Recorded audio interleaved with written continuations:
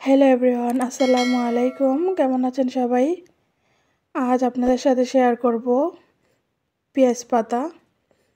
পেঁয়াজের যে কচি গাছটা, সেই গাছটা আজ আমি চিংড়ি মাছ দিয়ে রান্না করব।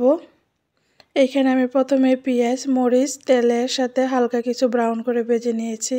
সাথে নিয়েছি বড় চিংড়ি মাছ।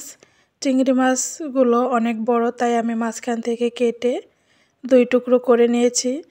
এখন পেঁয়াজের সাথে চিংড়ি মাছগুলো কয়েক মিনিট আমি ভেজে নেব। এখন দিয়ে দেব স্বাদ মতো লবণ। লবণটা দিয়ে আমি নেড়েচেড়ে 1 মিনিট ভেজে নেব।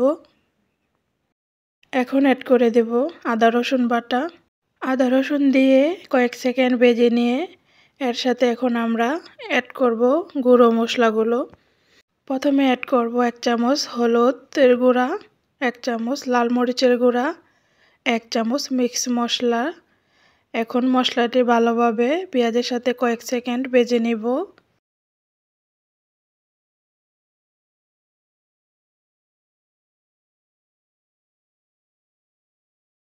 কয়েক সেকেন্ড ভেজে নেওয়ার পর এইখানে আমরা এখন অ্যাড করব অল্প পরিমাণ পানি।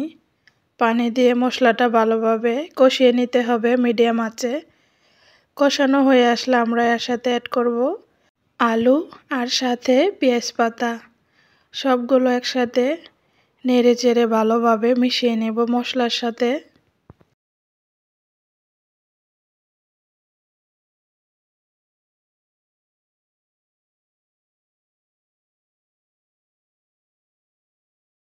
এই পর্যায়ে সামান্য পানি অ্যাড করে নেড়ে চেড়ে ভালোভাবে ঢাকনা দিয়ে ঢেকে কিছুক্ষণ কষিয়ে রান্না করে নেব। কিছুক্ষণ কষিয়ে নেওয়ার পর এই তো ঢাকনা খুলে এখন আমি ভালোভাবে নেড়ে দিচ্ছি যেন নিচে লেগে না যায়। এখন আমি পানিটা শুকিয়ে আসা পর্যন্ত রান্না করে নেব। এই তো এই পর্যায়ে পানি অনেকটাই শুকিয়ে আসছে। এখন আমি নেড়েচেড়ে শুকিয়ে নেব পানিটা। আর আলুগুলো আমি একটু ভেঙে ভেঙে দেব চেপে চেপে। আলুগুলো ভাঙা ভাঙা থাকলে চিংড়ি মাছ দিয়ে এই পেঁয়াজ পাতার ভর্তা তেলটি অনেক মজা হয়। আমাদের কেরানীগঞ্জ অঞ্চলে পেঁয়াজ পাতার এই ভুনাটাকে ভর্তা তেল বলা হয়। শুটকি দিয়ে বা চিংড়ি মাছ দিয়ে করা হয় এই পেঁয়াজ পাতাটা। এইভাবে রান্না করলে খুবই সুস্বাদু, খেতে অনেক টেস্ট হয়। জাল জাল করে করলে ভর্তা তেলটি অনেক ভালো লাগে।